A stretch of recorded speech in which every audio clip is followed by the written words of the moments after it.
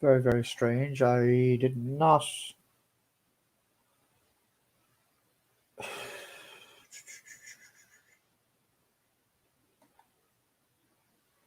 Ah, there it is. I went into this picture here, and it's a YouTube link. And what we're going to do here now is we are going to share this link. Between, I need to use the voice changer moving forward. So we're going to share a good few minutes of this if we can get it. We have it here now. And we're going to share it. Can we do that? Yes, we can. And I show you exactly what I am talking about. There it is. And the credit goes to this gentleman right here. Have a listen. This is 8 easy Stream Deck tips that you guys can use to impress your viewers during your live streams and during your content. I'm going to go over every single one of them. I'm talking about being able to switch between scenes, being able to go with a wide shot like this in your room, in your home studio, a secondary shot. I'm talking about being able to zoom in and out on the screen. I'm going to show you that here in just a second. Tools you can use in your Stream Deck for that. I'm going to show you how to hook up a phone or a secondary camera like I'm doing right now, and how to use that and implement and enhance the production quality of your live streams with your Stream Deck, which is really, really fun. I'm also going to show you how you can play things like, sound effects and what have you on a Stream Deck and how to program that, how to do music playback, how to do all of these interesting things and more, how to play an intro-outro sequence, which is amazing, and how to do your variety, increase your variety in terms of what you're showing your audience on the screen with full screen shots like this. And lastly, I'm going to show you guys how I put arrows on the screen and do on-screen graphics where I'm drawing and stuff all over the place, and the tool I'm using for that with my Stream Deck. All of that right now. I hope you guys are ready because I'm going over very tactical items. It took a lot of patience to get all this ready to show you right now. So let's just go straight into showing you the first thing, which is how to zoom in and out. The cool trick that I use from time to time, how to zoom in and out. So basically, I've got my Stream Deck software here, but what you can do is you can zoom in and out on your computer using a software called Zoomit. So I am not paid by Zoomit to say this. So this is the software right here. It's called Zoomit.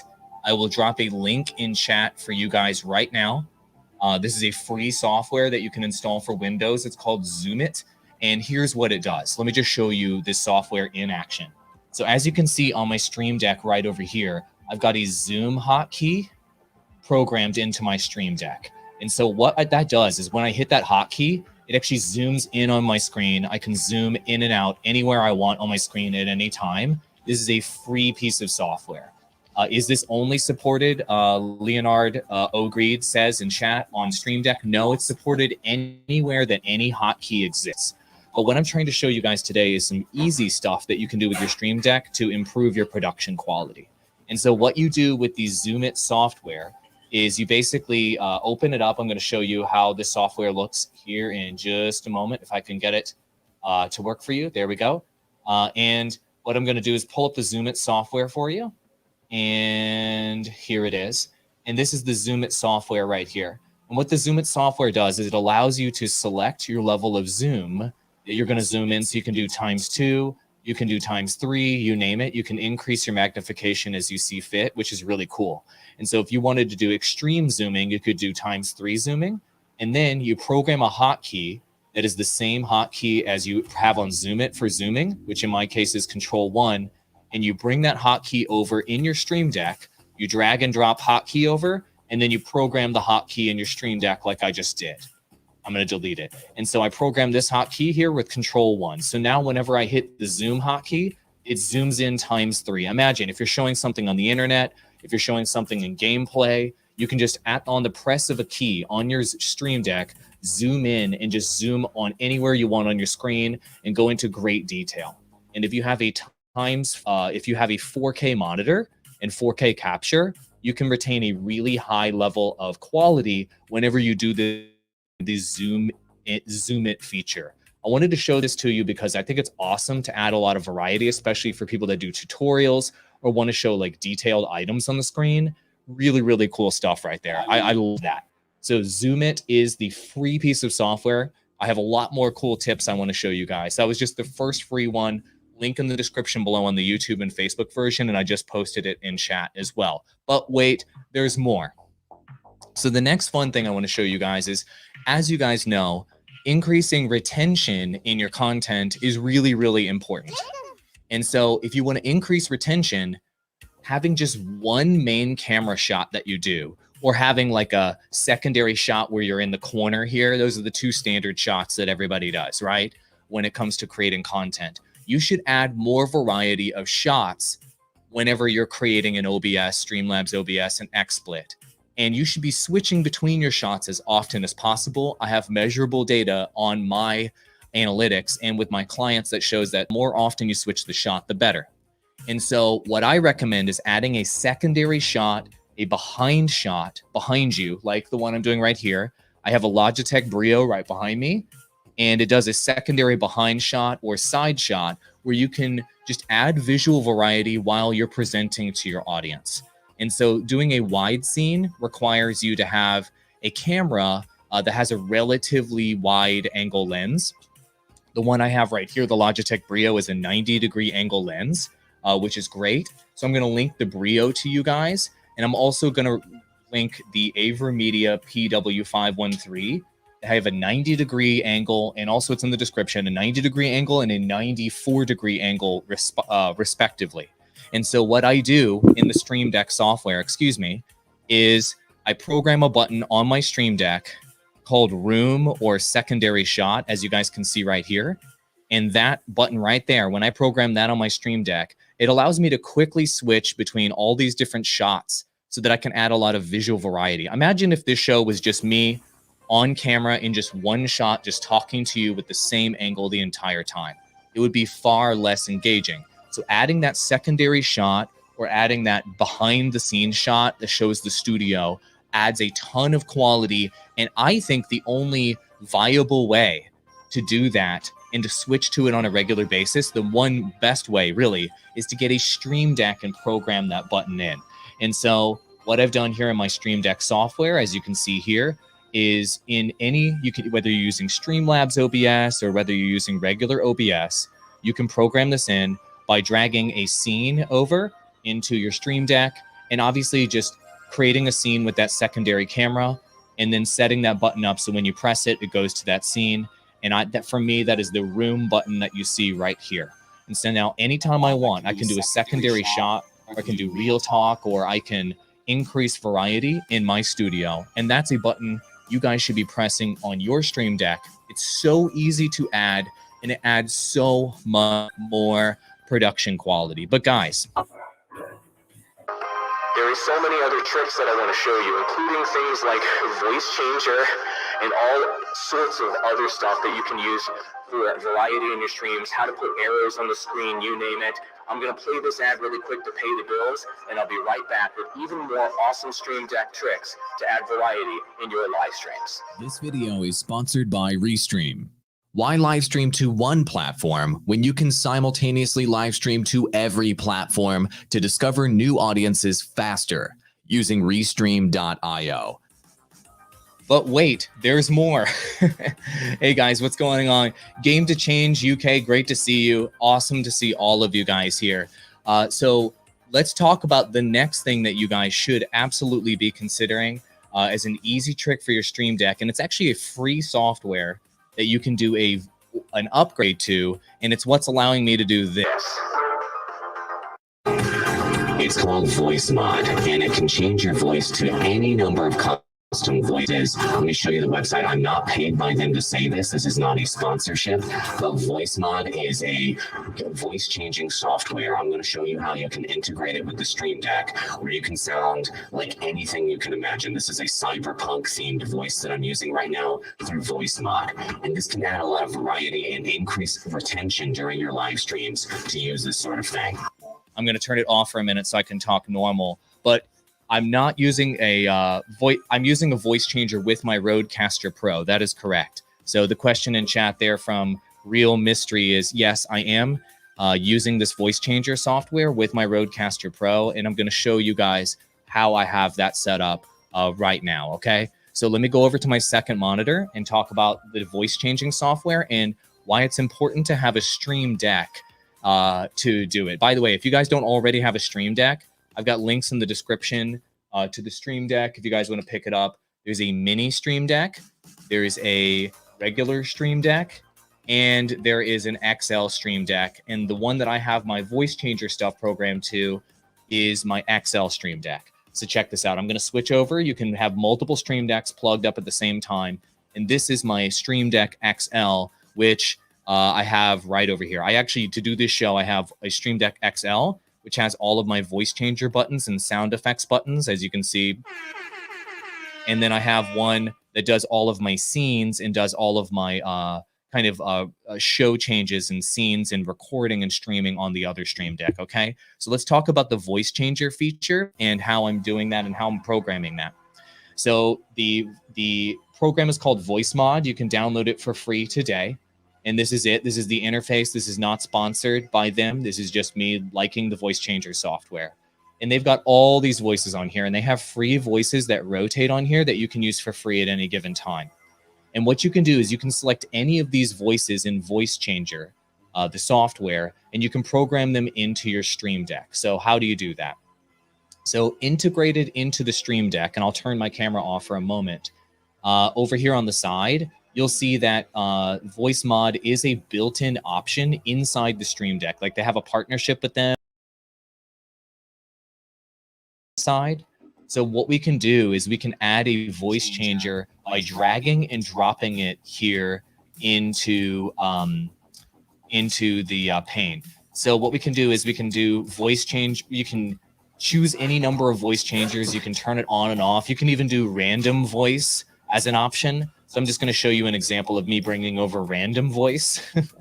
See the dice that's right there? I'm going to turn my camera back on. And then what I can do is I've programmed a button here on my Stream Deck that activates voice changer right here.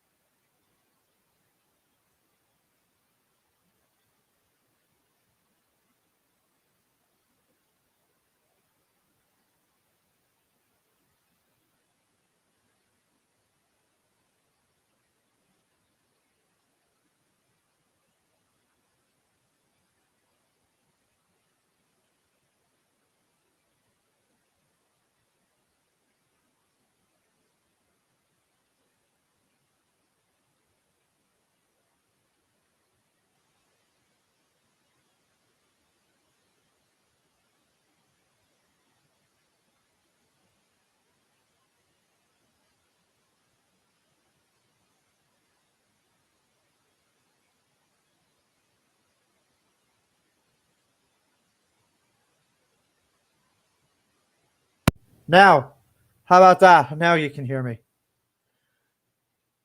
Sorry about that. My mic was off. My apologies for that inexperience. How bad? So that was the Stream Deck that you have seen on the video clip. and it was, to me, quite honestly, an awesome site to feckin' use. And adding to that, I plan on having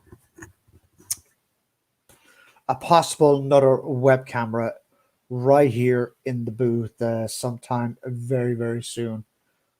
So as I said there on a few given occasions here on commentary, that I'm thinking about switching around to the broadcasting scenes, as in to have this big jalopy next to me and have another table next to me, so we can do broadcasts in here together as a team and do commentary, do podcasts together, do clips together and videos together, vlogs together. And that's what this show is about. This show is all about creativity and getting to know your audience and try to impress your audience and make them say, Jesus Christ, look at that dude. This dude is good. He knows what he's fucking doing. He must have done a lot of research. And believe you me, folks, I do tend to research whenever I can put my mind to it. That I'd be dead fair. Moving swiftly on, I was reading in the Irish Examiner this morning in reference to the leader of this country. It was said and quoted on the record that he was micromanaging his ministers from behind the scenes. Well, as I said on social media this morning, what the hell is this? Ring of Honor, WCW, etc. What the hell are we talking about here? No politician, to be quite honest. Let's just turn this thing off here if we could. Thank you. Come on, how can I think it's an invasion of privacy that, in my own view, I feel now. I think the dirty tricks of the trade have been leaked out. Politicians are going out with earpieces in their ears, known as earwigs. So you have the leader of this country saying, hey, it's this, it's that. We can't do this, we can't do that. So he's given them, so basically, in our own view, that he's giving them cue points on what to fucking say.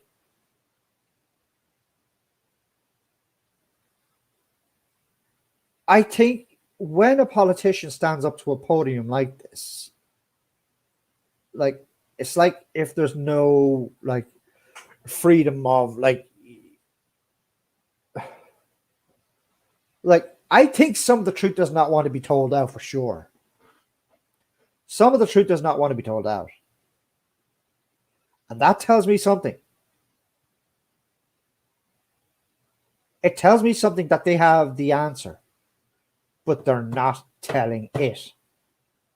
That's the thing here. They're not telling it. So you can run, but you can't hide. It's out there right now. As I currently speak on the Irish Examiner, which I saw on my phone earlier on today, several hours ago. You cannot, in my own opinion, you cannot just micromanage, your ministers to say this and to say that. Argument 6, Mr. Varaka, Miss Foley, and all that kind of hoodla. They're all micromanaged. Each and every person that works with the leader of this country is being micromanaged. And quite honestly and quite frankly,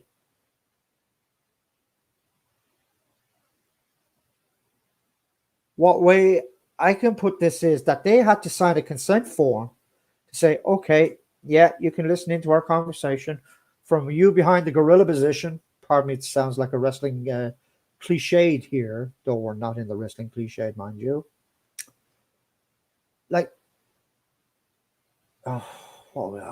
I'm speechless with this. This is the first in politics history that a politician itself is micromanaging his very own ministers. How disgraceful is that? Give us a break here.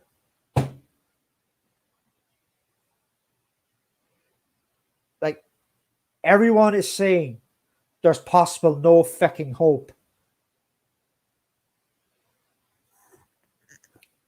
People are probably saying that right about now, and they're going blue in the fucking face, and they're growing gray hairs, and they're going to be, by the time we're out of this pandemic, it's going to be miles too fucking late.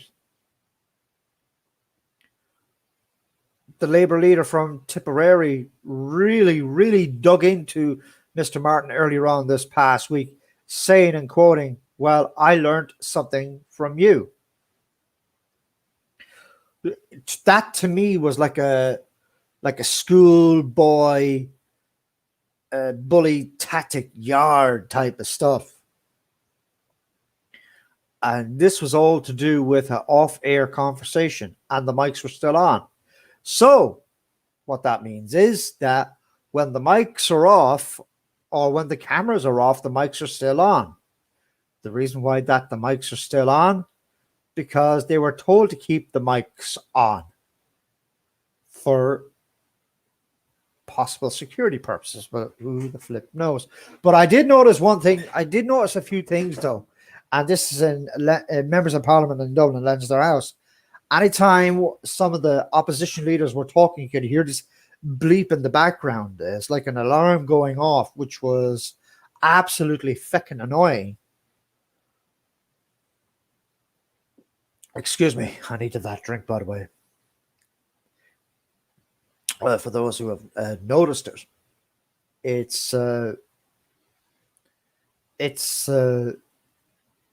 it was annoying, and let's just hope it's rectified. And then, as I said earlier on in the broadcast, that Miss Mary Lou MacDonald really dug once again into the leader of this country, Mr. Micheál Martin. Really dug into him. The two individuals, they are the only two individuals that are always at each other's throats. Well, as I often dub it, and I said it before, the on-screen couple, though they are probably respectively married, for all I can care.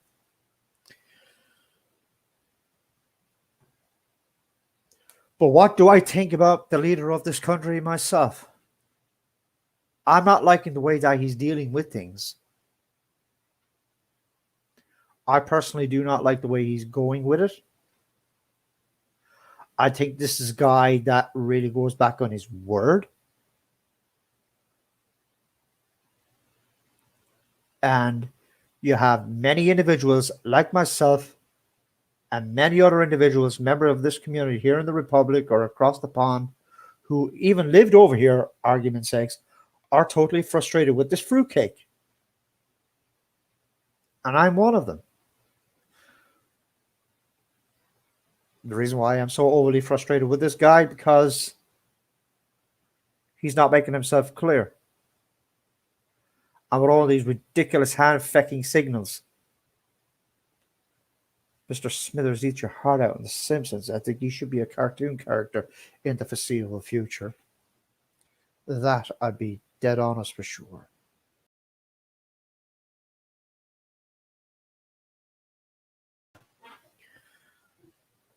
Well, that wraps it up, ladies and gentlemen. A very good night from the broadcast position. We are 43 minutes into the broadcast. We decided to add it up a little bit because we had a guest on the show. Enjoy the rest of your weekend and do stay safe.